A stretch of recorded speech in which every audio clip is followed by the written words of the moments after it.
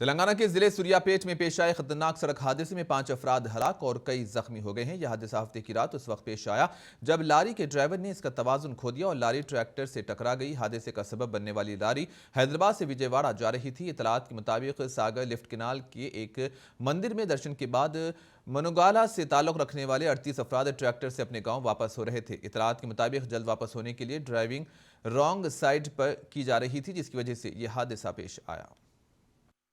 तेलंगाना के जिले सूर्यापेट में पेश आए खतरनाक सड़क हादसे में 5 अफराद हलाक और कई जख्मी हो गए हैं। यह हादसा हफ्ते की रात उस वक्त पेश आया जब लारी के ड्राइवर ने इसका तवाजुन खो दिया और लारी ट्रैक्टर से टकरा गई। हादसे का सबब बनने वाली लारी हैदराबाद से विजयवाड़ा जा रही थी। इतलात के मुताबिक सागर लिफ्ट केनाल के एक मंदिर में दर्शन के बाद मनोगाला से ताल्लुक रखने वाले 38 अफराद ट्रैक्टर से अपने गाँव वापस हो रहे थे। इतलात के मुताबिक जल्द वापस होने के लिए ड्राइविंग रॉन्ग साइड पर की जा रही थी, जिसकी वजह से यह हादसा पेश आया।